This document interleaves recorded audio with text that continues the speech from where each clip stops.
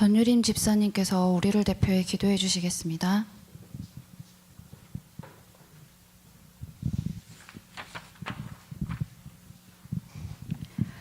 사랑하는 아버지, 예배를 드리기 위해 저희가 모였습니다. 아버지께 예배드리는 삶으로 저희를 이끌어 주심에 감사를 드립니다. 주님이 처음 저희를 부르셨을 때 저희는 다 각자의 이유로 주님의 부르심에 응답하고 나와왔습니다. 더 나아지는 생활, 더 높은 지향, 건강, 꿈을 이루는 삶, 외로운 삶에 주님과 동행하고 싶었습니다. 이런 저희의 선택은 맞았고 좋았습니다. 그러나 주님, 이러한 삶을 위하여 주님을 수단으로 선택하지 않도록 저희가 깨어있는 삶을 살기를 원합니다. 말씀과 기도가 있는 삶을 살기를 원합니다. 예수님만 계시면 정말 충분하다고 고백하는 자리에 저희가 나아갈 수 있도록 성령님 찾아와 주시기 바랍니다. 예수님을 따랐던 제자들의 시작은 그렇지 못했지만 성령님이 임하셨을 때 제자들은 예수님 한 분이면 충분하다고 고백하는 사람이 되었던 것처럼 저희에게도 성령님이 찾아와 주시기를 간구하며 그 믿음의 소망을 저희가 포기하지 않기를 기도드립니다. 매일의 사금의 시간을 허락하여 주셔서 감사합니다. 일상의 자리에 주님 찾아와 주셔서 저희와 동행하여 주시기 원합니다. 말씀을 귀하게 여기며 사랑하는 저희들이 되기를 기도드립니다. 말씀으로 섬겨주시는 목사님과 간사님에게 날마다 세임 주시기 원합니다. 셀 모임을 축복하여 주시기 원합니다. 우리가 처한 상황이나 해결해야 할 문제의 크기는 제각각 다르지만 각 사람에게 역사하시는 하나님의 은혜를 나눌 때 성도의 교제가 일어나게 하시며 지체를 아끼고 사랑하는 마음이 자라나게 하여 주시기 원합니다. 주일학교를 기억하여 주시기 원합니다. 주님께서 믿음의 가정에 맡겨주신 우리 아이들이 몸과 마음이 자라날수록 더욱 사랑스럽고 믿음과 지혜가 충만하도록 축복하여 주시기 원합니다. 아이들을 사랑으로 바라보셨던 예수님의 눈빛과 예수님의 미소를 저희도 닮아가기 원합니다. 그렇게 저희가 아이들을 잘 보살피고 양육할 수 있도록 전도사님과 교사들, 성도들에게 지혜와 능력을 주시기 원합니다. 아버지, 저희의 서로 생각이 다르고 관점이 다를 수 있지만 예수님을 중심으로 사랑과 기쁨으로 섬김의 자리를 채워나가는 모든 성도들을 기억하여 주시고 축복하여 주시기 원합니다. 아버지, 이 시간 예배를 드립니다. 말씀의 시간, 기도와 찬양의 시간에 주님이 찾아와 주셔서 저희를 만져주시고 저희를 만나주시기 원합니다. 저희가 이 시간 회개와 간구를 하나님께 드리고 저희 간구를 들으시고 하나님 홀로 영광 받아주시기 원하옵고 모든 말씀 예수님의 이름으로 기도드립니다. 아멘.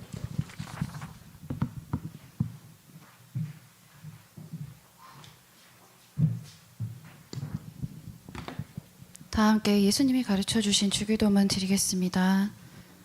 하늘에 계신 우리 아버지여, 이름이 거룩히 여김을 받으시오며 나라 임하옵시며 뜻이 하늘에서 이루어진 것 같이 땅에서도 이루어지이다. 오늘 우리에게 일용할 양식을 주옵시고 우리가 우리에게 죄 지은 자를 사하여 준 것 같이 우리 죄를 사하여 주시옵고 우리를 시험에 들게 하지 마시옵고 다만 악에서 구하시옵소서. 대개 나라와 권세와 영광이 아버지께 영원히 있사옵나이다. 아멘. 다 함께 찬송가 379장 찬송하시겠습니다.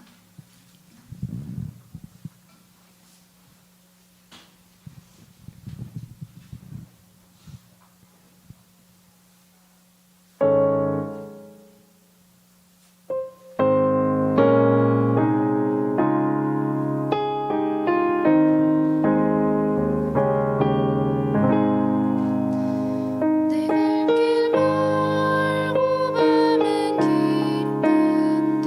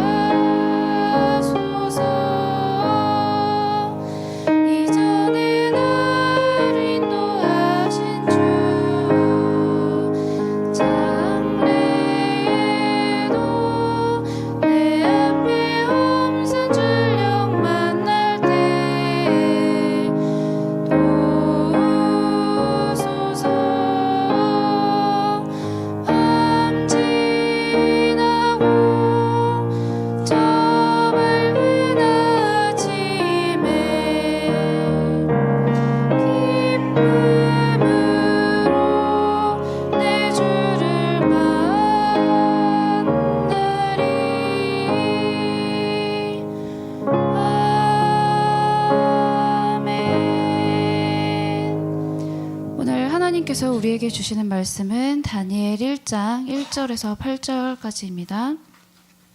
다니엘 1장 1절에서 8절까지 말씀입니다. 제가 먼저 읽겠습니다. 유다 왕 여호야김이 다스린 지 3년이 되는 해에 바벨론 왕 느부갓네살이 예루살렘에 이르러 성을 에워쌌더니 주께서 유다 왕 여호야김과 하나님의 전 그릇 얼마를 그의 손에 넘기심에 그가 그것을 가지고 신할 땅 자기 신들의 신전에 가져다가 그 신들의 보물 창고에 두었더라. 왕이 환관장 아스부나스에게 말하여 이스라엘 자손 중에서 왕족과 귀족 몇 사람 곧 흠이 없고 용모가 아름다우며 모든 지혜를 통찰하며 지식에 통달하며 학문에 익숙하여 왕궁에 설만한 소년을 데려오게 하였고 그들에게 갈대아 사람의 학문과 언어를 가르치게 하였고 또 왕이 지정하여 그들에게 왕의 음식과 그가 마시는 포도주에서 날마다 쓸 것을 주어 3년을 기르게 하였으니 그 후에 그들은 왕 앞에 서게 될 것이더라. 그들 가운데는 유다 자손 곧 다니엘과 하나냐와 미사엘과 아사랴가 있었더니 환관장이 그들의 이름을 고쳐 다니엘은 벨드사살이라 하고 하나냐는 사드락이라 하고 미사엘은 메삭이라 하고 아사랴는 아벳느고라 하였더라. 다니엘은 뜻을 정하여 왕의 음식과 그가 마시는 포도주로 자기를 더럽히지 아니라 하고 자기를 더럽히지 아니하도록 환관장에게 구하니. 아멘. 오늘 이해할 수 없는 어려움에서 어떻게 반응해야 하는가라는 제목으로 목사님께서 말씀 전해주시겠습니다. 많은 은혜 받으시기 바랍니다. 안녕하세요. 예, 오늘 설교 제목이 주제가 되겠죠. 이해할 수 없는 어려움에서 어떻게 반응해야 되는가, 이 질문에 대한 답을 찾아가는 마음으로 함께 말씀을 나누었으면 좋겠습니다. 오늘은 두 인물을 살펴볼 텐데요. 하나는 BC 609년의 유대인들이고요. 또 하나는 이제 다니엘입니다. 여러분 예레미야 성경 강의 다 들으셨죠? 그래서 BC 609년의 유대인 하면 딱 떠오르시리라 제 생각이군요. 예, 해보겠습니다. 예. BC 609년에 어떤 일이 있었죠? 여러분 기억해 봅시다. 그 전까지 BC 609년 초기까지는 요시아가 왕이었어요. 그렇죠? 그래서 13년 동안 하나님과 함께 은혜로운 공동체를 만들고 있었어요. 그렇죠? 여기가 하나님 나라고 이 땅에 우상이 없고 우리가 하나님만 섬기고 이렇게 행복하게 살고 있었단 말이에요. 근데 이제 5월 달쯤에 무슨 일이 벌어져요? 이집트의 군대가 아시리아를 지원하고자 유다 땅을 지나가죠. 여러분 여기서 약소국이 해야 되는 자연스러운 태도는 가만히 있는 거예요. 그렇죠? 여러분 중국이 미국이랑 싸우는데 우리 영공을 지나가요. 그래서 우리 하늘 지나가지 마 해서 우리가 전투기를 띄워요? 안 띄우지. 그래서 우리가 띄우면 어떻게? 그게 약소국의 기본 자세란 말이에요. 그렇죠? 어떻게 되는 거야? 이렇게 있어야 되는데 그때 요시아가 어떻게 해요? 우리 땅을 지나갈 수 없다 하고 이집트의 그 본대를 막아서죠. 여러분 이게요 상식적으로는요 말도 안 되는 행동을 한 거예요. 말도 안 되는 행동이에요. 지금 바벨론이랑 싸우러 가는 본대를 유다라는 작은 나라가 딱 막아서요 말도 안 되는 행동을 한 거예요. 이유는 있었겠죠. 아마 아시리아를 다시 이집트가 아시리아를 다시 살려내고 원하지 않았던 것 같아요. 요시아가 아시리아 워낙 싫어했으니까. 이유는 있었다고 하지만 말도 안 되는 행동이죠. 근데 유대인들은 기본적으로 어떻게 했어요? 요시아를 믿었죠. 왜요? 요시아잖아요. 그렇죠? 요시아라고. 하나님께서 요시아를 지키시겠지. 그렇잖아요. 다윗 앞에서 골리앗을 넘어뜨리셨던 것처럼 기드온의 300여파 앞에서 대적들을 멸하셨던 것처럼 하나님께서 요시아를 지키시겠지 라고 믿었을 거란 말이에요. 그래서 요시아도 믿었을 거예요. 하나님께 나와 함께 하실 거야. 그렇지 않으면 나갈 수 없는 전쟁이잖아. 안 해도 되는 전쟁, 우리 나보다 훨씬 더 강한 상대와의 전쟁을 왜 자기가 자처해서 하겠습니까? 쫙 나갔어요. 어떻게 했어요? 요시아가 죽었어요. 패전한 것도 아니라 죽었어요. 그리고 후퇴하고 돌아오는 유대인들의 심정이 상상이 되세요? 무슨 일이 벌어진 거예요 지금? 그 다음에 어떤 일이 벌어져요? 요시아가 죽다니 하고 분노의 3개월을 보냈어요. 이집트 우리의 원수, 분노의 3개월을 보냈어요. 분노하고 있었어요. 근데 그랬더니 무슨 일이 벌어져요? 이집트가 쳐들어오죠. 그리고요 예루살렘 성을 함락시켜버리죠. 그리고 우리가 세운 왕 여호아스를 포로로 데려가요. 그리고 우리가 제가 왕이 될 일은 없을 거라고 생각했던 애를 왕으로 딱 세워놓고 가죠. 이게 여러분 몇 개월 안에 벌어진 일이에요. 몇 개월 전만 해도 우리가 요시아랑 은혜롭게 신앙생활을 하고 있었다니까? 몇 개월이 얼마나 짧습니까, 여러분? 여러분, 짧잖아요, 몇 개월이. 그러니까 정신 차려보니까 우리가 하나님 나라 안에 있다고 생각했는데 정신 차려보니까 그 나라가 다 없어졌어요. 그러니까 이 사람들 마음이 어떻겠어요, 여러분? 이해할 수는 없는 어려움이 이들에게 닥친 거죠. 도대체 왜 이런 일이 벌어지는 거야, 도대체? 왜 우리한테 이런 일이 벌어진 거야? 너무 힘든데? 이해할 수 없는 어려움이 이들에게 닥쳤어요. 이들 어떻게 반응합니까? 이해할 수 없는 어려움에 대해서. 첫 번째, 좌절하죠. 여러분, 좌절이라고 하는 건요, 내 마음을 지탱해 줬던 기둥이 부러지는 걸 좌절이라고 그래요. 사람이요, 갑자기 한 대를 빡 맞잖아요? 그러면 맞자마자 반격하려고 합니다. 이런! 하고 반격하려고 해요. 근데 반격하려고 했을 때 한 대 더 맞잖아요? 그러면 고개를 들기가 어려워요.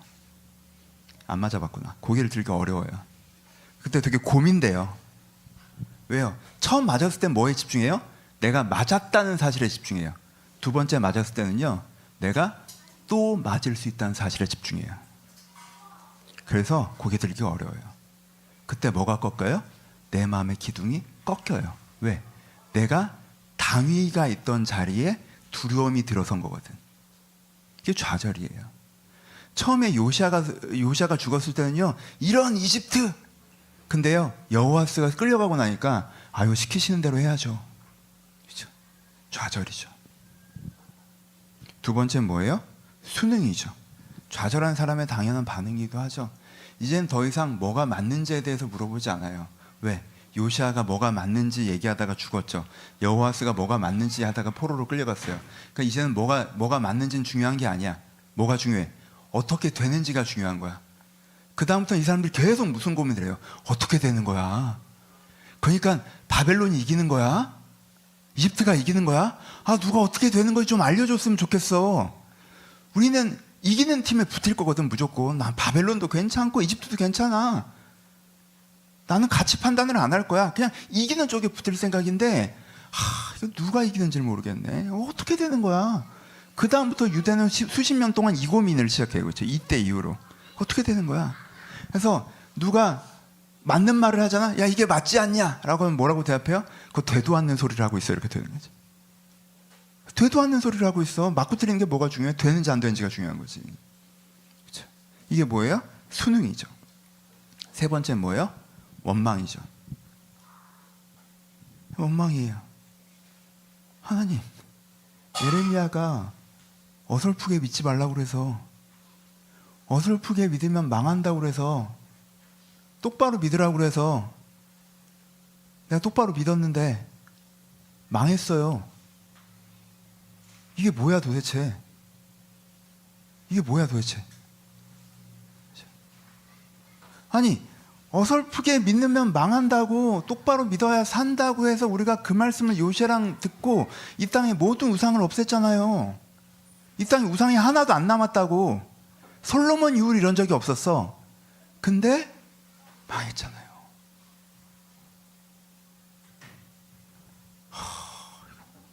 받아들여지지가 않죠. 신뢰가 무너졌어요. 무너진 신뢰를 다시 세워야 되는 건 누구야? 하나님이죠. 하나님, 공은 하나님께 넘어간 거예요. 지금 내가 다시 믿기를 바라잖아요. 그럼 뭐라도 하세요. 사과를 하든가 해명을 하든가 해결을 하든가 뭐라도 하세요. 그럼 그때 내가 믿어볼지 생각을 할게요. 지금은 나한테 믿으라고 할 수 없지. 내가 범죄하다가 이 일을 당했으면 내가 회개를 하겠지만, 내가 신앙생활을 잘하다가 이 일을 당했기 때문에 너무 원망스러워요. 이 사람들, 이것이 이들의 반응이었습니다. 이들은 이해할 수 없는 어려움에 대해서 어떻게 반응합니까? 좌절하고 순응하고 원망하죠. 그렇죠? 두 번째로 갑시다. 다니엘을 보죠. 다니엘은요, 행복한 어린 시절을 보내고 있었어요. 다니엘은요, 15살 때까지 안 행복한 날이 없었을 것 같아. 일단 집이 귀족 집안이에요. 되게 명문가였어요. 귀족 집안이에요. 귀족이면 뭐예요? 돈도 많고 사회적 지위도 높아. 귀족 집안 자제면 막 가는 데마다 아이고 오셨어요. 아이고 너무 이쁘다. 아유 어떻게 이런 귀한 하고 사랑과 관심, 그리고 모자란 것이 없는 삶, 재정적으로나 사회적으로나 풍요로웠어요. 두 번째, 본인이 잘났어요. 잘생기고 똑똑했어. 공부를 너무 잘했어요. 그래서 왕립학교에 우수한 성적으로 다니고 있었어요. 쟤는 왜 이렇게 똑똑해? 몸도 건강해, 얼굴도 잘생겼어. 너무 괜찮아. 그렇죠? 세 번째는 신앙도 좋았어요. 유다의 신앙이 다 무너져 갈 때도 어릴 때부터 은혜를 받아가지고 하나님을 온전하게 믿고 있었어요. 유다의 신앙이 다 무너져 가는데도 온전한 믿음을 지키고 있었던 거예요.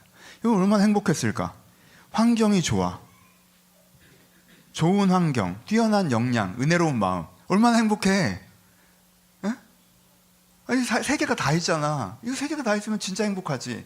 환경이 좋은데 신앙이 안 좋아. 그럼 뭐 신앙은 좋은데 환경도 좋은데 지도 잘났어. 15살 때까지 행복하게 살았어요.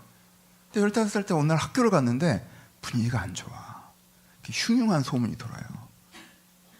이번에 바벨론이 예루살렘을 장악했는데, 이건 처음이 아니라 조금 익숙해졌거든. 이집트가 장악했다가 바벨론이 장악했다가 바벨론이 지금 또 장악하는 거거든. 장악했는데 이번에는 포로로 왕족, 귀족, 자제들을 데려간다는 소문이 돌아요. 그래서 한 반에 한 명씩은 끌려갈 거래. 한 반에 한 명씩은. 그래서 서로 그래도 왕족을 데려가겠지? 우리 보러 결정하라고 하면은 저 남자급 하위 귀족 애가 가겠지. 이거 누가 가는 거야 이거? 한 반에 한 명인데 난 아니겠지? 흉흉한 소문. 학교 분위기가 안 좋아요. 집에 가서 이렇게 기도를 해요. 하나님, 저를 지켜주세요. 하나님, 저를 지켜주세요. 기도를 하고 아침이 됐습니다. 근데 누가 문을 콩콩콩 두드려. 그러니까 뭐지 하고 이렇게 봤더니 부모님이 딱 나가셔서 어떤 사람과 대화를 나눠. 그리고 그 사람이 돌아가니까 어머니가 주저앉아서 오열을 하셔. 나구나.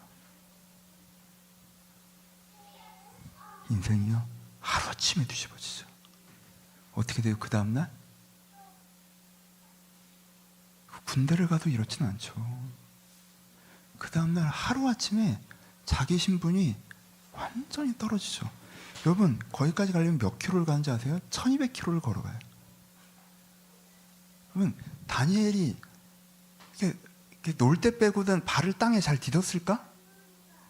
가마 타고 다녔겠죠. 말 타고 다니고.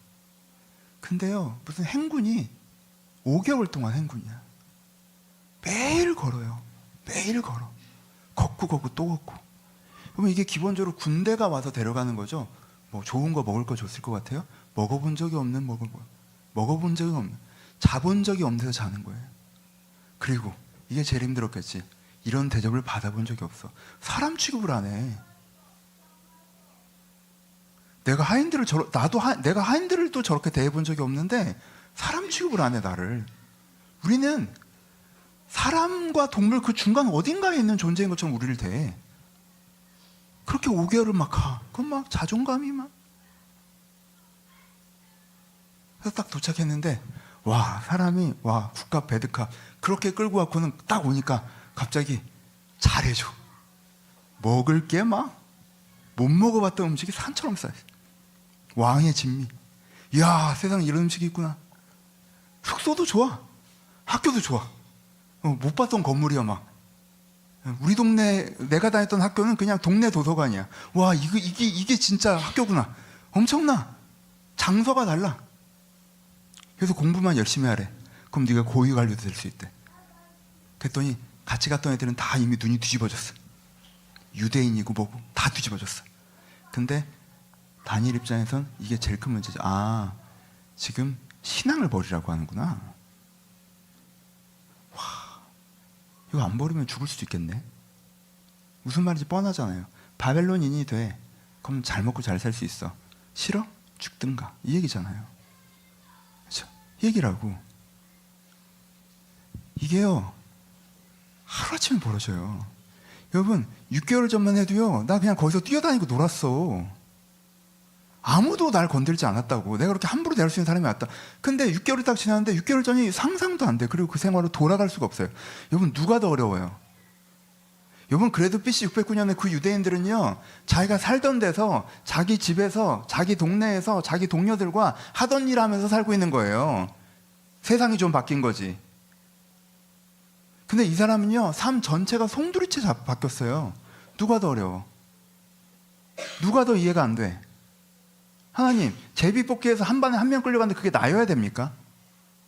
하필이면 나여야 됩니까? 누가 더 이해가 안 돼? 다니엘이 더 힘들죠? 다니엘이 더 이해가 안 돼요. 그럼 다니엘 어떻게 반응합니까, 여기서? 다니엘 어떻게 반응해? 어떻게 하면 여기서 신앙생활을 잘 해볼 수 있을까? 이러고 앉아있어, 얘가.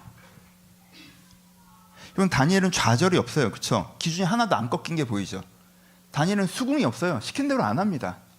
다니엘은 원망이 없어요. 하나님 어떻게 나한테 이럴 수 있어? 이런 생각 안 해요. 지금 다니엘은 뭐 합니까? 나는 여기 서 있어. 그럼 내가 여기서 어떻게 하나님 앞에서 바로 갈 수 있을까? 여기에 완전히 집중돼 있어요. 다른 생각을 안 해요.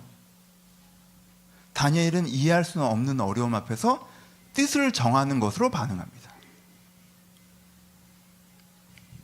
적용할게요. 이해할 수 없는 어려움에서 어떻게 반응해야 됩니까? 첫 번째, 여러분, 내 입장에 푹 빠지지 마십시오. 전 예레미야서를 읽어보잖아요. 그러면 사실은요, 아직도 제가 미성숙한 사람이라 609년의 유대인들에게 마음이 더 많이 가요. 여러분, 이 사람들 진짜 그렇지 않아요? 3월달만 해도 요시아랑 6월절 드리고 있었어요. 3월달만 해도 요시아랑 6월절 드리고 있었어. 근데 5월달에 요시아가 죽었다고. 8월달에 여호와스가 잡혀갔어. 이 사람이 제정신일 수가 있어요? 그리고 여호야김이 우리 왕이래. 그래서 막 제정신이 아니야. 너무 막 원망스럽고 답답하고 걱정되고 막 마음이 아니야. 그래서 9월달에 성전에 갔더니 예레미야가 저기서 니네 죄 때문에 망한 거래. 니네 여기서 정신 똑바로 안 차리면은 이거 다 불타버릴 거래. 때려 안 때려? 아마 그렇게 얘기하니까 이 사람들이 딱 무슨 생각이 들어? 와, 진짜 사람이 아니다. 아니, 내년에나 해, 제발 그런 설교를. 지금 그런 설교를 할 때야? 내년에 하라고. 사람 봐가면서 얘기를 해야지. 지금 사람이 지금 인생이 지금 이렇게 어려움이 당했는데 어려워진 사람 앞에 상처에 소금을 뿌려도 적당히 해야지. 지금 무슨 나한테 회개의 설교를, 위로의 설교를 해도 지금 내가 들을까 말까인데. 그리고 네 말은 틀렸어. 선후 관계가 완전 틀렸잖아. 무슨 거짓말을 하는 거야. 우리가 범죄에서 어려움을 당했니? 어려움을 당해서 지금 낙심이 돼서 범죄를 조금 하고 있기도 하지만 선후 관계가 완전히 뒤집혔잖아. 그러니까 하나님께 실망해서 내 삶이 풀어진 거지, 내가 우상숭배하다가 하나님께 나를 심판하신 게 아니야. 3월달 같이 6월절 지키고는 제가 어디서 화성에서 온 애처럼 저런. 그러니까 사람들이 예레미야한테 막 달려들어서 막 따지고 달려들죠. 그렇죠? 여러분, 누구한테 더 동조돼요? 나는 완전 이쪽. 완전 이쪽. 그렇잖아요. 저도 여러분들한테 이렇게 신방할 때 이렇게 어려울 때 말이 안 나가. 맞는 말을 어떻게 해, 여기서? 맞는 말을 어떻게 해, 여기서? 그렇잖아요. 그리고 선후 관계가 내가 봐도 잘못한 거 별로 없는데 억울하게, 그렇잖아요. 나도 마찬가지고. 이쪽 확 쏠려요. 오히려 예레미야의 패기. 여러분, 제가 30대 초반에 예레미야 너무 좋아하셨던 거 아시죠? 제가 이 패기를 배워서 그렇게 저주 설교하다가 여러분들이 저한테 욕하고 막 그랬었던 기억이 나는데, 지금 보니까 와, 정말 패기. 어떻게 여기서 이런 설교를 하지? 여러분, 이쪽에 마음이 더 쏠리지 않아요? 이 사람들의 말이 더 맞아 보이지 않습니까? 여러분들, 두 사람 얘기를 들으면 여러분들 그 자리에 있으면 누구 편을 들겠어요? 예레미야 그래도 너무 독하다. 그리고 뭐가 그렇게 잘못했다, 이렇게 생각하지 않으시겠어요? 근데 여러분, 누구 생각이 맞아요? 누구 생각이 맞아요? 예레미야 생각이 맞죠? 이 사람들 생각이 틀려요. 왜요? 이 사람들이 이 생각 때문에 망하잖아. 여러분, 나를 망하게 하는 생각은 틀린 생각이에요. 그 생각이 나한테 위로가 되든 격려가 되든 계속 그 생각을 붙잡고 있으면 내가 내 인생이 이상한 방향으로 걸어가고 내가 내 마음이 이상하게 변화되고 내 관계가 틀어지고 그렇게 하는 생각은 망하게 하는 생각은 틀린 생각이라고. 논리적으로 어떻고 내 입장이 어떻고 그게 중요한 게 아니야. 여러분 그 생각이 나를 살리는 생각이면 맞는 생각이고요. 망하게 하는 생각이면 틀린 생각이에요. 지금 예레미야의 생각은 이 사람들을 살리게 하는 생각이에요. 이 사람들의 생각은 이 사람들을 망하게 하는 생각이에요. 어떤 생각이 맞는 생각입니까? 여러분 그러니까요. 내가 이해되지 않는 어려움을 당할 때 내 입장에 푹 빠지지 않도록 조심하셔야 돼요. 뭔가 이해되지 않는 어려움 속에서 내 입장만 막 고집하게 되고 내 입장이 너무 맞고 내 입장을 안 받아주는 세상이 문제인 것 같고 저 사람이 문제인 것 같고 근데 내가 이 내 입장을 고집할수록 내 인생은 더 안 좋은 방향으로 가고 있다는 게 느껴지면 내 생각이 틀렸다는 걸 생각하셔야 돼요. 내 입장에 푹 빠지시면 안 돼요. 여러분 이해되지 않는 어려움이 생겼을 때 여러분들이 제일 조심하셔야 되는 게 뭔지 아십니까? 교만이에요. 사람은요 억울할 때 제일 교만해집니다. 근데 여러분 내가 피해자가 된다고 해서 지혜로워지는 것도 아니고요, 정의로워지는 것도 아니고요, 똑똑해지는 것도 아니에요. 내가 피해자가 됐다고 해서 내가 더 좋은 판단을 할 수 있는 게 아니에요. 그러니까 내가 억울하다고 교만해지는 건 어리석은 거예요. 억울할 때에도 겸손하게 답을 찾을 수 있어야 돼요. 억울해서 막 나한테 쏟아져 나는 논리에 심취하시면 안 돼요. 그거 여러분 엉뚱한 데로 끌고 가는 거예요. 그렇게 되시면 안 돼요. 억울할 때 어떻게 하셔야 돼요? 억울해서 막 내 생각이 쏟아질 때 지금 나한테 제일 필요한 게 뭐예요? 내 생각을 내려놓는 겸손을 가셔야 됩니다. 그렇죠? 내 생각을 내려놓는 겸손. 두 번째, 여러분 선택권이 나한테 있다는 걸 기억하셔야 됩니다. 여러분 다니엘과 609년의 유대인들 이 두 사람들이요 선택권이 있었어요. 그렇죠? 609년의 유대인들도요 다니엘처럼 할 수 있었어요. 갑자기 요시아가 죽었어. 어떻게 했어야 돼요? 갑자기 요시아가 죽었어. 어떻게 했어야 돼요? 모여서 옷을 찢고 하나님께 물어봤었어야 돼요. 하나님, 뭐가 어떻게 된 겁니까, 주님? 저희가 뭔가 잘못하고 있었습니까? 어떻게 요시아가 죽을 수 있어? 하고 막 여호와스 세우고 어떻게 제가 끌려갈 수? 이게 아니라 거기서 옷을 찢고 하나님께 물어봤어야 돼요. 금식했어야 돼요. 회개했어야 돼요. 간구했어야 돼요. 그리고 오케이, 거기에 대한 답이 없어도 괜찮아. 하나님, 이거에 대해서 얘기 안 해주실 거예요? 오케이, 그럼 넘어가요. 이건 좀 이따 얘기해요. 넘어가요. 그럼 하나님, 제가 어떻게 할까요? 우리가 어떻게 하길 바라십니까? 라고 물어봤어야 돼요. 여러분, 앞에 사람이 깃발을 갖고 달려가다가 넘어졌어요. 쓰러졌어요. 그럼 그 다음 사람이 그 깃발을 갖고 계속 걸어가는 거예요. 그게 하나님 나라예요. 쟤 쓰러졌네? 그럼 난 안 할래. 이러면 일이 안 되지. 내가 그 깃발을 갖고 내가 주워 들고 가는 거라고. 요시아가 쓰러졌어. 그럼 그 다음 사람이 그 깃발을 드는 거라고. 다시 우리가 7월 달에 대속제일로 모이고 다시 한번 하나님 앞에 우리 자신을 돌아보는 거라고. 그랬으면 하나님께 가르쳐 주셨을 거예요. 왜? 사실은요, 신앙생활을 잘하고 있었다가 망한 게 아니에요. 그 사람들이 뭉뚱그려서 봐서 그렇지. 신앙생활을 약간 하락하고 있었단 말이야. 하나님이 요시아에게 가지 말라고 여러 번 얘기하셨어요. 근데 요시아가요, 자기 의에 심취해서 간 거예요. 가지 말라는데. 자기가 하면 다 된다고 생각해서 간 거예요. 여러분, 하나님 보시기에 여호와스는 악한 자였어요. 왕으로 세우지면 안 된 자였다고. 굳이 한 명을 왕으로 세우면 차라리 유약한 시드기야를 세워서 잘 가르쳤어야 돼. 근데 이 사람들이 여호와스를 왕으로 세워요. 그 자체가 왕으로 세운 귀족 집단이 이미 하나님 뜻을 분별할 분별력이 없다는 걸 보여주는 거죠. 이 사람들이요, 신앙생활은 잘하고 있었지만 어느 점에 더 이상 하나님께 묻지 않기 시작한 거예요. 자기 의로움에 빠져서 자기 생각대로 결정해 나가기 시작하면서 지금 이 무너짐이라는 게 발생한 거라고. 이 사람들이 여기서 회개했잖아요. 그걸 깨달았을 거예요. 회개했겠죠. 그리고 물었을 거예요. 누굴 왕으로 세울지. 하나님께 누군가를 세우셨겠죠. 그러면서 그들이 다시 한번 하나님 앞에서 뭔가 갱신운동을 시작했을 거예요. 그러면요, 우리가 아는 것과 완전 다른 역사가 펼쳐졌을 거예요. 그렇게 될 수 있었다고요.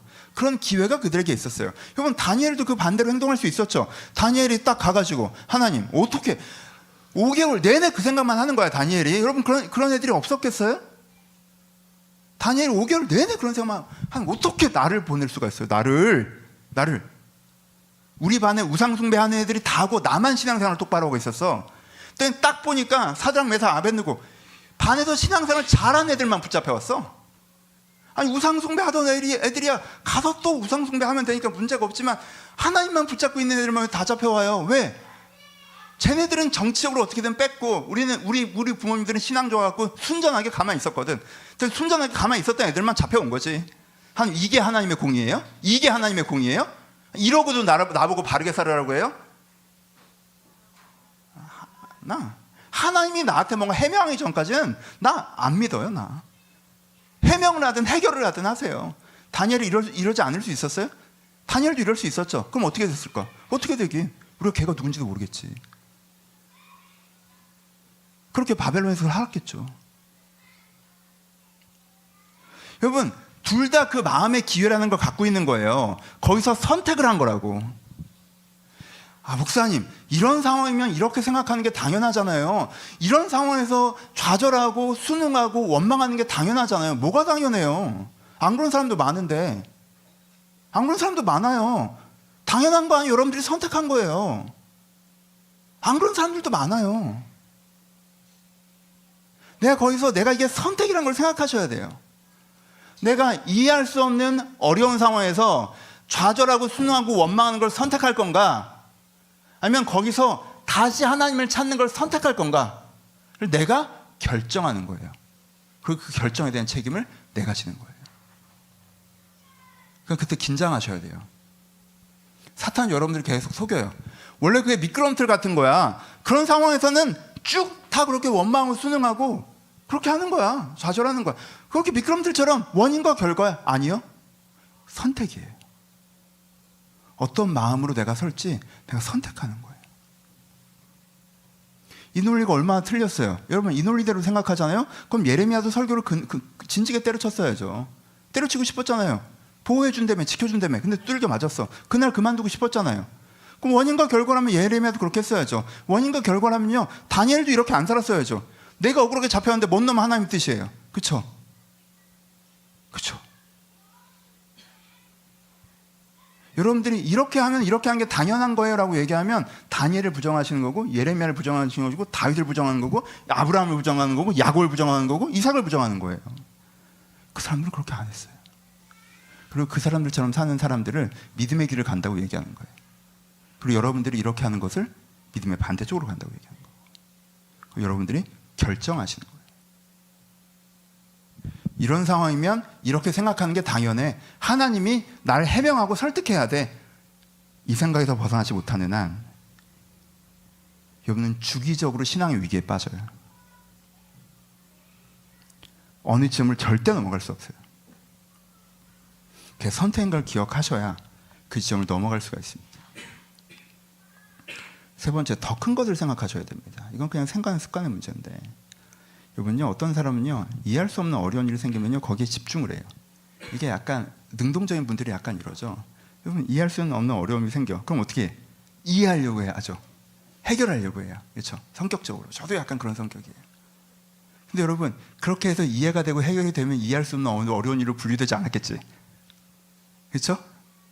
그럼 이 사람이 자기가 이해하고 해결하는 게 실패해요. 그럼 그 다음에 어떻게 반응할까? 거기에 집중해서 그걸 이해하려고 해결하는 사람들은 첫 번째, 부정의 분노를 합니다. 내가 아무리 이해하려고 해보고 아무리 해결하려고 해봐도 안 되잖아요? 그럼 사람이 딱 어떤 생각을 해요? 이게 일어나지 않아야 될 일이 일어난 거야, 이건. 이 부정의 분노.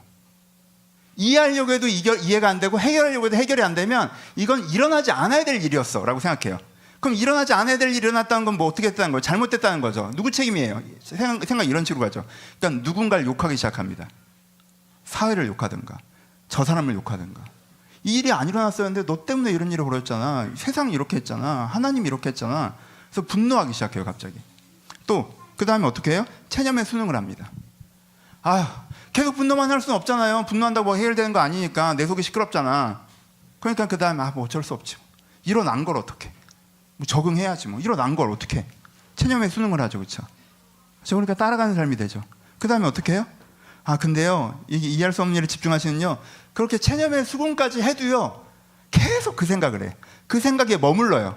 왜? 이 사람은 워낙 이렇게 능동적이신 분이라 넘어가지를 못해. 계속 그 생각을 합니다. 계속 그 생각을 해. 그 일이 3년 전인데도 그 생각을 해요. 계속 그 생각에 머물러 있어. 여러분 보세요. 내가 이해할 수 없는 일, 실망스러운 일, 어려운 일을 두고 계속 생각을 하잖아요. 생각이란 걸 하잖아. 그럼 생각 건축 같은 거라 그 일을 두고 계속 생각을 하면요, 거기에 생각의 집이 지어져요. 내가 이해할 수 없고 실망스럽고 어려운 일을 기반으로 해서 생각의 집을 지으면 그 생각은 어떤 생각일까요? 불신의 생각이고 실망의 생각이고 혼란의 생각이고 낭망의 생각이겠죠. 그게 이 사람의 가치관처럼 형성되기 시작합니다. 그럼 이렇게 하는 게 아니에요. 이해할 수 없는 어려운 일이 생겼잖아요. 그럼 그때 어떻게 하세요?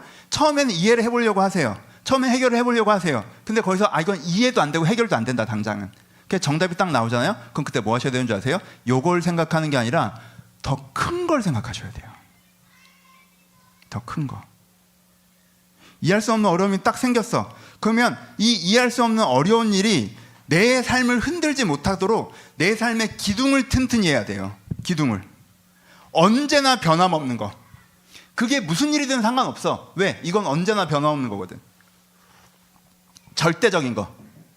그게 무슨 일이든 변함없는 거. 난 이런 사람이고 이렇게 살아갈 거야 라는 내 진심. 난 이 사람들을 사랑하고 이 사람들이 소중해. 내 사람. 하나님께서는 살아계시고 내 인생을 인도하시고 분명히 주님의 뜻을 내 안에 이루셔 라는 신앙. 기본적으로 이 세 개. 그리고 여러분들이 특별히 하나님에서 확신하고 있는 건 그거. 이 네 가지 정도를 계속 생각하시는 거예요.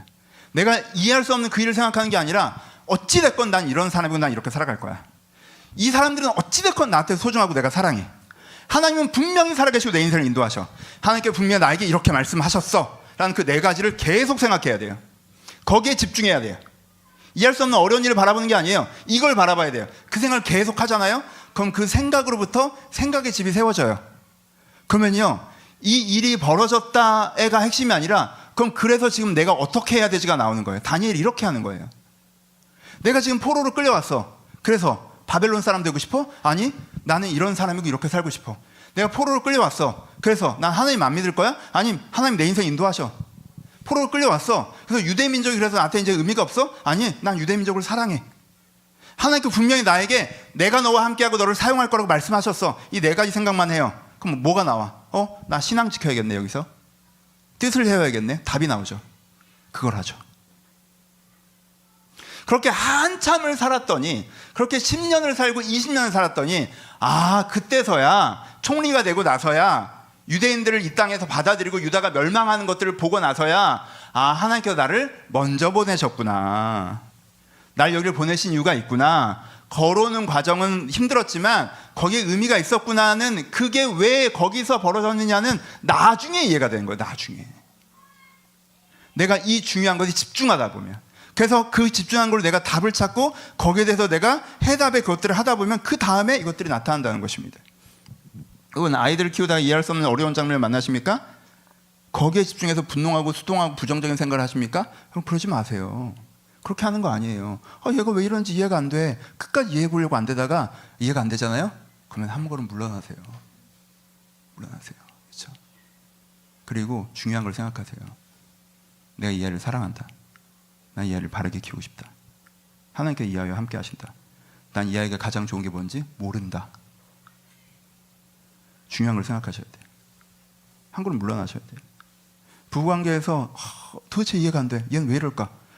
그거 죽어도 이해 안 됩니다. 이해 안 돼요. 그거 가지고 그걸 붙잡고 이걸 갖고 계속 생각하면 이걸 갖고 생각의 집이 세워져. 이걸 보니까 이 사람이 나를 사랑하지 않는 것 같다. 이걸 보니까 이 사람이 인격이 처참한 것 같다. 이걸 보니까 이게 이렇게 같다. 왜 그걸 갖고 모든 생각의 집을 세우십니까? 한 걸음 물러서세요. 이 사람이 나에게 소중하다. 내가 이 사람을 사랑한다. 이 사람과 내가 좋은 관계를 맺어가고 싶다.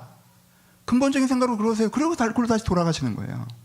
직장에서 어려운 일 있으세요? 이해되지 않는 어려움을 겪으셨습니까? 왜 여기가 이 모양인지 모르겠어요? 하나님께 여기를 날 왜 여기 두셨는지 모르겠어요? 그 생각 너무 오래 하지 마세요. 끝까지 해보다가 이거 지금 답이 안 나온다. 한 걸음 물러서세요. 하나님께서 살아계시고 내 인생을 인도하신다. 하나님께서 지금 내가 여기서 이렇게 서 있기를 바라시는구나. 그 답에 머무르세요. 그리고 그 답으로 행동하세요. 뜻을 정하세요. 그 뜻에 따라 집중하고 행동하세요. 이해할 수 없는 걸 붙잡고 세워진 생각과 감정에 휩쓸려가지 마시고 내가 하나님 앞에서 세워진 그 뜻을 따라 움직일 때 다니엘의 결과가 나오는 거예요. 그렇죠? 이 패턴을 여러분 배우셔야 돼요. 여러분 이게 제 편견을 하나 얘기할게요. 공부 잘하시는 분들이 이 실수를 많이 해. 공부 잘하시는 분들이, 우리 교회 공부 잘했던 분들이 많잖아요. 어? 공부를 하면 어떻게 하는 거예요? 안 풀리는 문제를 풀어야 돼요. 풀리는 문제만 푸는 애들은 성적이 안 올라. 그 문제는 풀 줄 알잖아. 안 풀리는 문제를 풀어야 된다고. 그래야지 내가 새로운 공식을 이해하고 이해력이 확장되고 문제 해결력이 생긴단 말이야. 안 풀리는 문제를 그냥 지나가면 안 돼. 그걸 붙잡아야 돼. 그걸 해결해야 내가 확장되는 거예요. 공부 잘하는 분들이 이 습관을 갖고 있어요. 근데 여러분 그건 공부할 때는 하는 거예요. 그렇게 하는 거 아니에요. 인생 살 때. 신앙생활 최소한 그렇게 하는 거 아니에요. 여러분 신앙생활은요 오히려 풀리는 문제를 잘 풀어야 돼요. 반복해서 푸시는 게 중요해요. 내가 이 말씀은 이해가 됐어. 이 말씀이 이해가 안 돼. 여러분 거기서 어디가 더 무게중심 있어야 돼요? 8대2 이해된 말씀에 무게중심 있어야 돼요. 이해된 말씀을 묵상하세요. 읊조리세요. 내 안에 스며들게 하세요. 지난주 설교에는 막 은혜가 되고 감동이 됐어. 그러면요 그 설교에 내가 은혜 받은 걸 2문장으로 만들어 놓은 다음에 100번 읽으세요. 그래서 스며들게 하셔야 돼요. 아 되게 은혜롭네. 아 그건 이해가 됐어요. 목사님 그건 이해가 됐어. 근데 이건 뭐예요? 아 이게 이해가 안 되네. 이것 좀 설명해 주세요.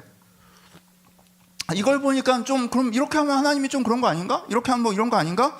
나 책도 좀 찾아봐야겠네. 목사님한테 대화도 좀 해보고 이 문제를 한 달을 생각해. 신앙이 늘까? 그래서 이게 이해가 돼서 그렇구나. 그럼 넘어가 또. 그리고 또 딴 거 막 이해 안 되는 거. 근데 이건 뭐예요? 여러분 그게 해결된다고 믿음이 성장합니까? 사랑이 풍성해집니까? 인격이 변화됩니까? 여러분 신앙은요 안 풀리는 문제를 풀어간다고 해서 성숙하는 게 아니에요. 내게 이미 주신 말씀을 내가 깊이 내 안에 스며들게 할 때 성장하는 거예요. 그러니까 그걸 하지 말라는 얘기가 아니라 8대2로 이미 깨달은 말씀이 내 안에 항상 머무르게 하고, 그리고 안 풀려가는 문제를 풀어냈으면 풀렸구나 하고 지나가는 게 아니라 내 안에 그걸 다시 스며들게 하고, 이렇게 할 때 우리의 신앙이 성장해요. 그러니까요 여러분 내가 안 풀리는 문제에 내가 이해할 수 없는 어려운 일이 생기면 거기에 집중해서 그걸 풀고 넘어가려고 하는 태도를 고치셔야 돼요. 일단은 해보지만 항상 어디에 머물러야 된다? 더 중요한 사실에 머물러야 된다. 항상 더 중요한 사실에 머물러야 된다. 그 사실에 머물러서 그것이 내 안에 깊게 스며들 때 그것이 나를 지키고 그것이 나를 세웁니다. 다니엘은 그렇게 했어요. 하나님은 살아계시고 내 인생을 인도하신다. 그럼 내가 여기서 어떻게 서 있을까? 뜻을 정해요. 알고 있는 거에 집중하죠. 날 왜 여기 끌려오게 하셨나? 모르는 거 신경 안 써요. 근데 그 유대인들은 요시야를 왜 죽이신 거야? 어떻게 이런 일이 일어날 수 있어? 그거에 신경 많이 쓰죠. 하나님 여전히 살아계시고 내 인생을 인도하신다. 다 까먹었죠. 여러분 중요한 거를, 더 중요한 거, 더 큰 거, 그거에 집중하시고 이거는 건드려봤다가 살짝 물러나고, 그리고 이답을 풀어가고 할 때 여러분 인생의 중요한 문제들이 풀려갈 수가 있습니다. 그러니까 공부 못한 게 때로는 복이야. 전 공부 못했잖아요. 전 안 풀린 거 넘어갔거든. 네. 마지막 네 번째, 이건 지난주에 했던 거예요. 사실 이게 정답이 게 제일 중요한 건데 지난주에 따로 설교를 했죠. 은혜의 기도를 드리세요. 여러분 이해되지 않는 어려운 상황 때문에 내 속에 막 이런 생각과 감정이 쏟아져 들어와요. 그럼 그 다음에 어떻게 해야 돼요? 그게 내 진심이 돼서 하나님 어떻게 이럴 수 있어요? 이래야 돼요? 그럼 닫고 있죠. 그럼 닫고 있다고 말씀드렸죠. 그렇게 쏟아질 때 어떻게 얘기하셔야 돼요? 내가 사망의 줄에, 스올의 줄에 묶여 있구나 라고 생각하셔야 되죠. 하나님 내 상황이 해결되기 이전에 내 이 잘못된 생각에서 풀어주세요. 이 사망의 줄과 스올의 줄, 이 두려워하는 생각, 불안해하는 생각, 세속적인 생각, 조급한 생각, 원망하는 생각, 순응하는 생각, 여기서 하나님 풀어주세요 라고 할 때, 하나님 앞에 나아갈 때 하나님께서 지난주에 말씀드린 것처럼 지진으로, 우박으로, 숯불로 하늘의 강림으로 여러분한테 찾아오셔서 여러분의 내면의 세상의 털을 드러내시고 여러분의 진심을 회복하시고, 그래서 여러분들의 영혼을 다시 한번 내가 어떤 삶을 살고자 내 진심을 다시 한번 느끼고 내 순수한 마음이 다시 회복되어지고 상황에 만든 내가 아니라 내 진심을 다시 느끼고, 그 과정이 우리가 이렇게 살아갈 수 있도록 만드는 거고, 사실은 그게 핵심이죠. 이게 핵심인데 지난주에 따로 말씀드렸고, 그러니까 이거 두 가지 같이 들으셔야 전체가 완성되는 거예요. 그렇죠? 말씀을 마치겠습니다.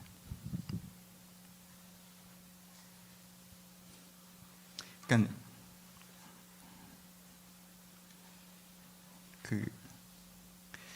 진짜 힘들어할 때 진짜 전 예레미야가 팩이라고 느끼는 게, 전 한 번도 모르겠다 했던 적 있나? 진짜 힘들어할 때, 근데 진짜 사실은 저 사람한테 이 말씀이 필요할 때 면대면으로 만나서 이 말을 해본 적은 없는 것 같아. 난 패기가 없어. 나한테 그 유대인들이 예레미야 때렸잖아. 나 때릴까봐 못하겠어. 사람이 어떻게 그래? 지금 너무 힘든 사람한테 지금 너무 힘들다는데 내가 가서 그래 네 말이 맞다 그러고 오지. 하나님 어떻게 나한테 이럴 수 있냐 그러면 그래 네 말이 맞다 그러고 오지. 내가 어디서 걷다가 대고 네가 신앙적으로 약간 하향세였고 네가 지금 중요한 게 더 중요한 걸 생각해야 되고, 뭐 내가 어떻게 그래. 그렇죠? 근데 나 오늘 했다.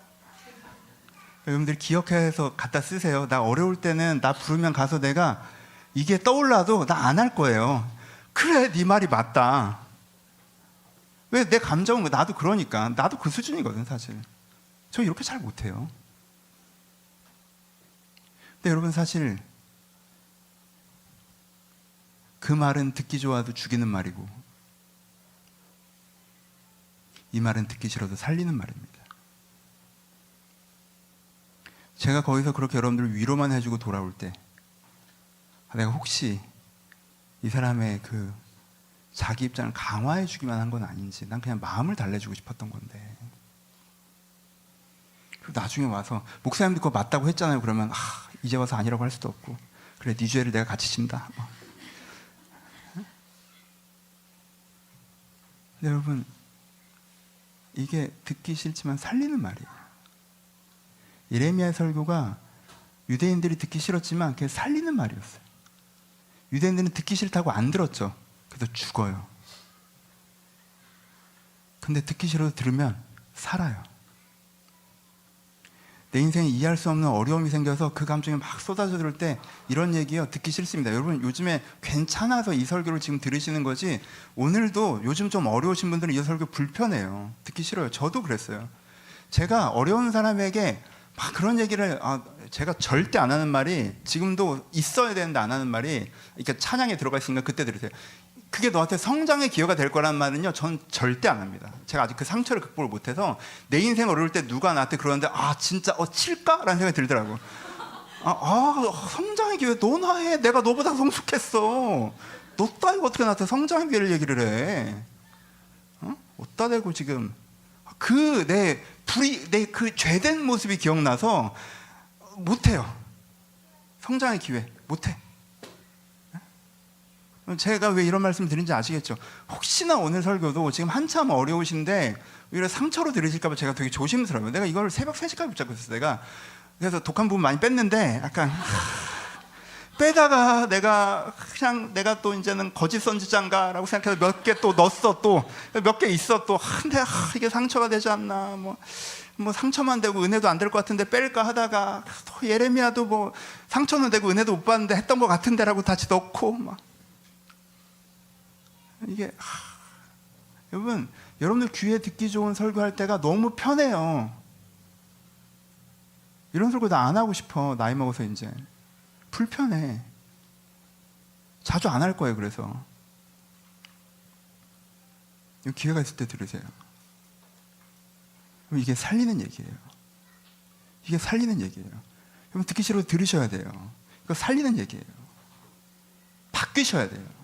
여러분 입장 이해해요. 저도 그래요. 근데 그 입장에 갇히시면 안 돼요. 그래서 나오셔야 돼요. 나오셔야 돼요. 그래야 살아요. 그래야 살아요. 이해되지 않는 어려움이 올 때 내 입장에 푹 빠지지 마십시오. 그러면 나중에 누군가에게 내 인생을 설명할 때 내 인생을 어려움을 설명해야 설명되는 사람이 됩니다. 넌 어떤 사람이니? 제가 저에 대해서 설명드리려면 제 인생에 겪었던 어려움들을 설명드려야 저를라는 사람이 이해가 되실 거예요. 여러분 이거 별로예요. 왜? 여러분 인생에 겪었던 어려움은 여러분들이 아니거든. 이해되지 않는 어려움이 왔을 때 다니엘처럼 반응하셔야 돼요. 그러면요, 누군가 여러분들에게 여러분의 인생을 설명해달라고 할 때 이게 은혜를 모르시면 제가 설명이 조금 어려운데, 왜냐면 내가 내 인생을 설명하려면 은혜를 아셔야 이게 설명이 되거든. 이게 은혜로 설명되는 삶을 사셔야 돼요. 나란 사람을 설명하려면 은혜를 얘기해야 내 존재와 삶이 설명되어지는 삶을 살아야 돼요. 여러분 인생에 있었던 어려움으로 설명되어지는 인생이 아니라 여러분 인생에 있었던 은혜로 설명되어지는 인생을 사셔야 됩니다. 여러분 그건 환경에 대한 게 아니에요. 똑같이 이해할 수 없는 어려움이 이 유대인들에게 찾아왔고 다니엘에게 찾아왔지만 이 유대인들은 어려웠던 환경으로 설명된 인생을 살았고 다니엘은 은혜로 설명된 인생을 살았습니다. 그걸 선택한 건 내 자신. 여러분 이게 특히 좀 불편하시다 하시더라고요. 하나님, 제 생각을 좀 내려놓고 주님께 묻겠습니다. 왜 이런 일이 생겼는지 설명해 주지 않으시겠습니까? 아직은 내가 모르겠나요? 그럼 하나님 그것도 내려놓고 주님께 묻겠습니다. 그럼 제가 어떻게 할까요? 제가 어디로 가길 바라십니까? 저 하나님 여전히 신뢰합니다. 하나님 여전히 신뢰합니다. 어디로 가길 바라십니까? 그렇게 하나님 앞에 고민하시고 한 걸음 내실 때 하나님께 분명히 여러분들 가운데 함께 하실 것입니다. 그렇게 하나님을 여전히 신뢰하시고 하나님과 함께 한 걸음을 내디심으로 주님의 주신 은혜를 받아 누리시기를 주님의 이름으로 축복합니다. 우리가 찬양하시겠습니다. 뒤에 불을 좀 꺼주시고요. 광야를 지나며라는 찬양인데요,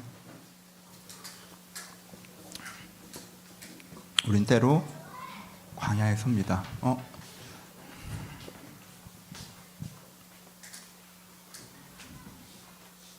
광야는 낮아지는 시간이죠. 어둠 속에 남는 시간입니다. 두려운 시간이고 막막한 시간입니다. 이러한 시간들을 우리가 성경에 나오는 용어로 광야라고 부릅니다. 광야에서는 두 가지가 있습니다. 어떤 사람은 광야에 집중해요. 그러면 결론이 어떻게 나오죠? 이집트로 돌아가자고 나옵니다. 세상으로 돌아가자라고 나옵니다. 광야에서 어떤 사람은 하나님에게 집중합니다.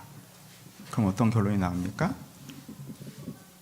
불기둥을 따라서 광야를 지나가 보자 라는 결론이 나옵니다. 똑같이 광야에 서 있지만 어떤 사람은 광야에 집중해서 이집트로 돌아가자라고 결정을 하고, 어떤 사람은 불기둥에 집중, 하나님께 집중해서 그래 저 불기둥을 한번 따라가 보자 라고 결정합니다. 그 불기둥을 따라갔던 사람에게 하나님의 은혜와 인도하심, 보호하심, 그리고 가나안에 도착한 역사가 있었습니다. 오늘 이 소망을, 이 믿음을 여러분한테 고백하시면서 하나님, 제가 이 광야에서 이집트로 가기로 결정하지 않고 불기둥으로 따르기로 결정하겠습니다. 주께 나를 인도하시고 보호하여 주시옵소서 라는 소원을 담아 함께 찬양하도록 하겠습니다. 찬양하겠습니다.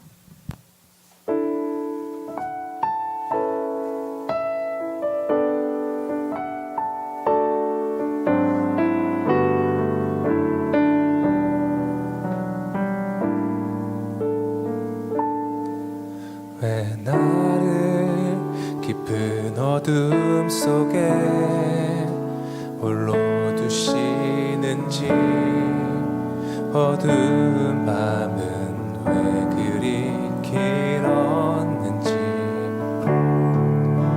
나를 고독하게, 나를 낮아지게, 세상 어디도 기대 곳이 없게 하셨네.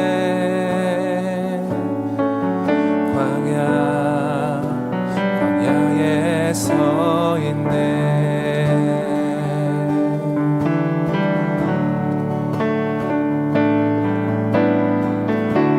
주님만 내 도움이 되시고, 주님만 내 빛이 되시는, 주님만 내 친구 되시는 광야. 주님 손 놓고는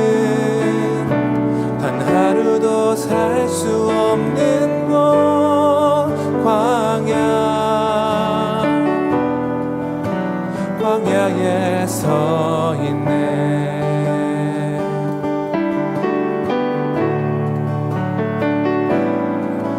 왜 나를 깊은 어둠 속에 홀로 두시는지, 어두운 밤은 왜 그리 길었는지, 나를 고독하게, 나를 낮아지게, 세상 어디도 기댈 곳이 없게 하셨네.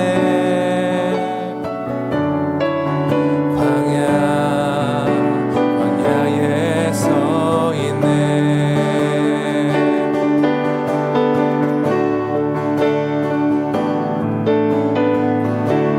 주님만 내 도움이 되시고, 주님만 내 빛이 되시는, 주님만 내 친구 되시는 광야. 주님 손 놓고는 단 하루도 살 수 없는 곳, 광야.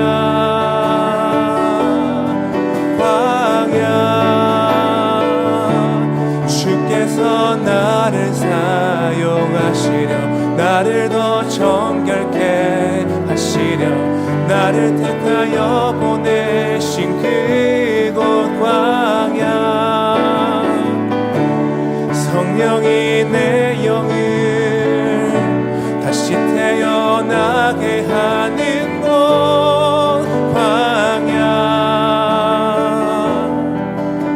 광야에 서 있네.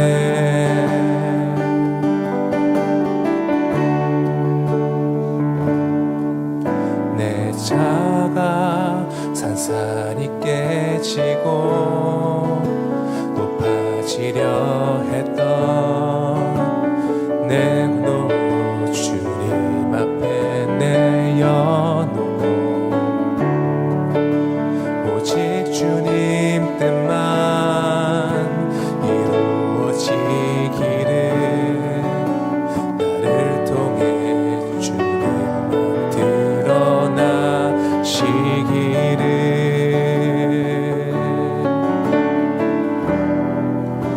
광야를 지나며.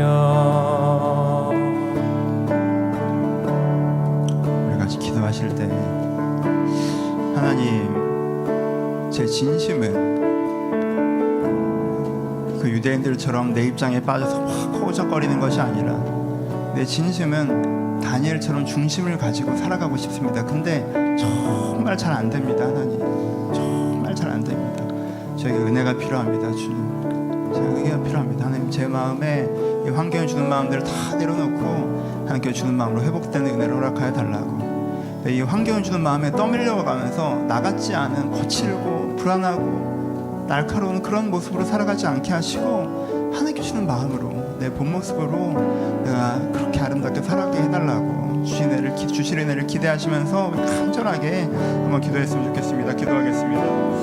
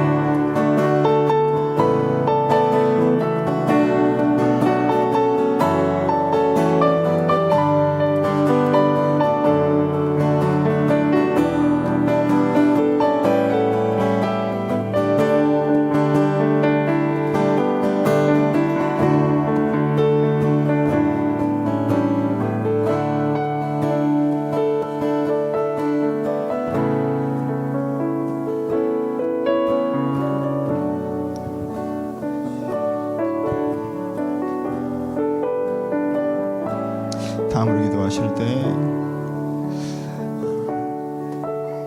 여러분들 환경을 위해서 기도하시는데요. 그 환경 속에서 있는 여러분들의 마음을 위해서 같이 기도하셨으면 좋겠어요. 하나님, 제 이런 기도 제목이 있습니다. 어려운 상황들이 있습니다. 하나님 이렇게 풀어나가시길 바랍니다. 근데 주님, 그 과정에 시간이 걸리더라도 제가 제 마음을 잘 지키면서 이 문제를 하나님과 함께 잘 풀어나갈 수 있도록 해달라고. 하나님, 내 마음도 지켜주시고 내 상황도 지켜달라고. 다니엘이 뜻을 세우니까 하나님께 도와주지 않으셨습니까? 하나님, 제가 뜻을 세울 수 있도록 도와주시고 뜻을 세웠을 때 도와달라고. 여러분의 삶에서 주님의 도우심을 여러분들 초대하시면서 함께 기도했으면 좋겠습니다. 기도하겠습니다.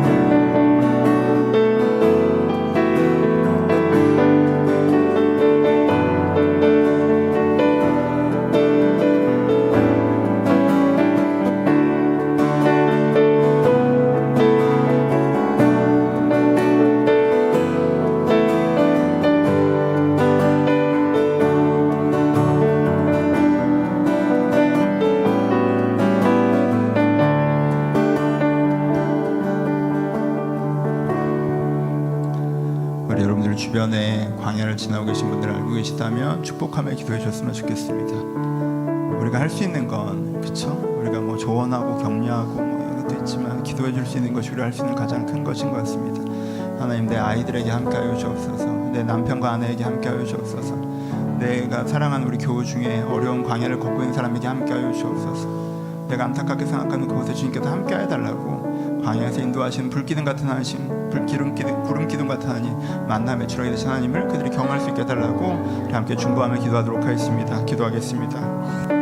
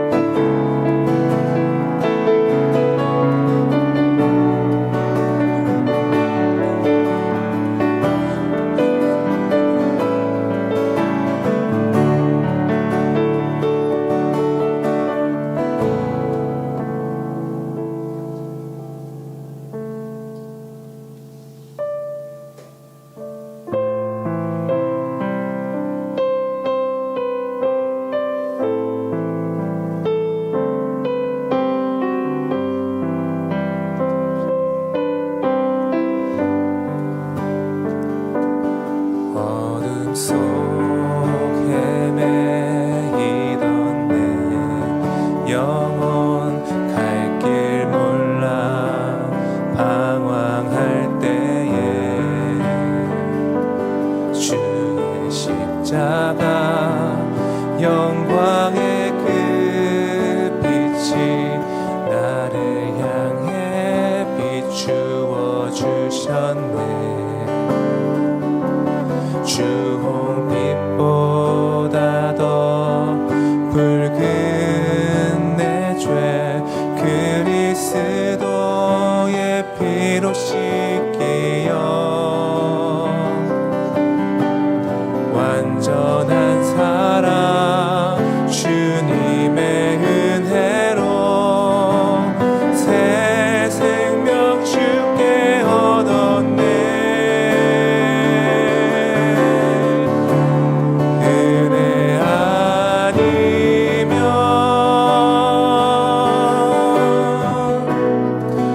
나서지 못하네.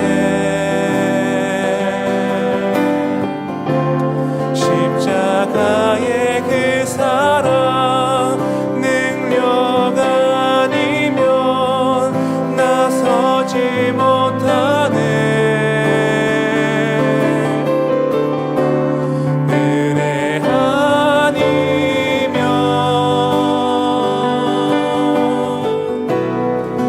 나서지 못하네.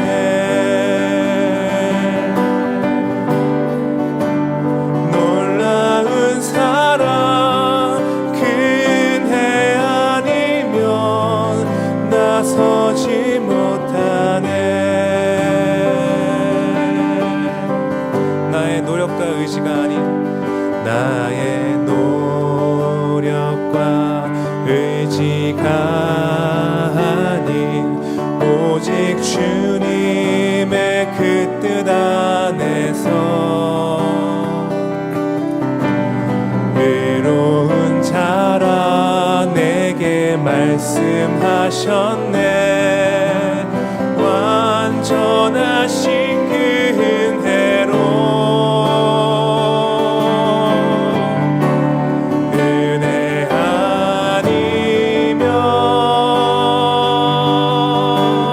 아니면 나서지 못하네. 십자가의 그 사랑 능력 아니면 나서지 못하네. 은혜 아니면 나서지 못하네.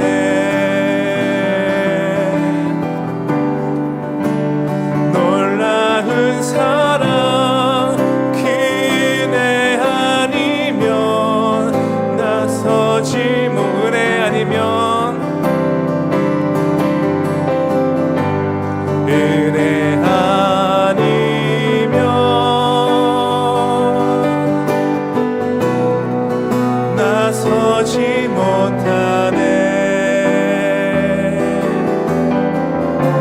십자가의 그 사랑 능력 아니면 나서지 못하네. 은혜 아니면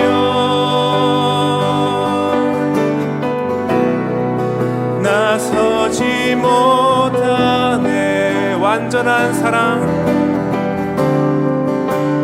완전한 사랑 그 은혜 아니면 나서지 못하네.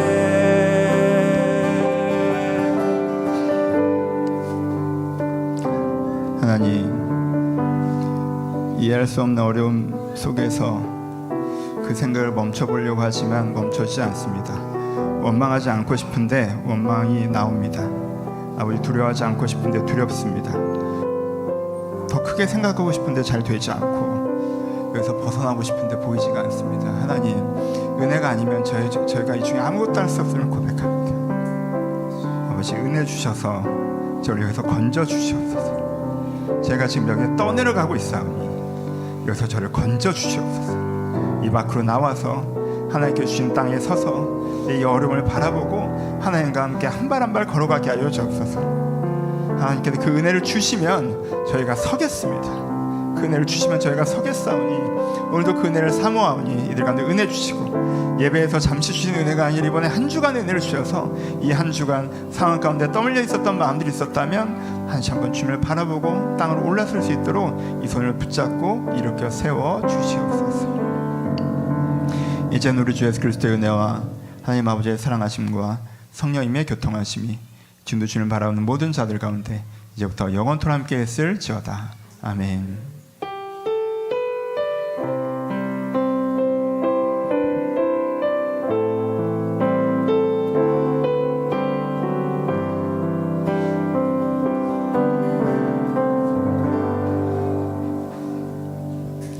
서로 주님께 감사의 박수 나누시겠습니다. 감사합니다. 감사합니다.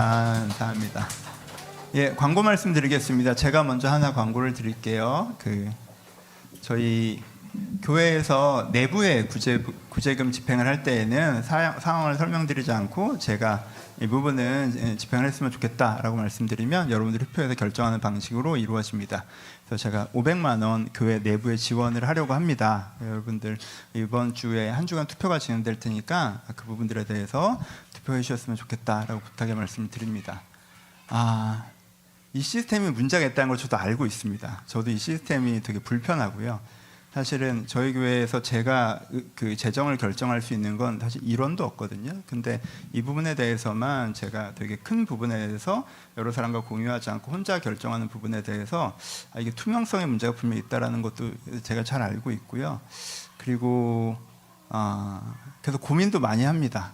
제가 이거는 정보를 공유할 수 없어서 그렇지 70-80%가 다 동의할 거야 라고 하면 제가 고민을 많이 안 해요. 사실 이거는 내가 말을 못하겠네 라는 건데, 제가 이 얘기를 하면 의견이 반반 갈리겠다라고 싶을 때는 고민이 되게 많이 돼요.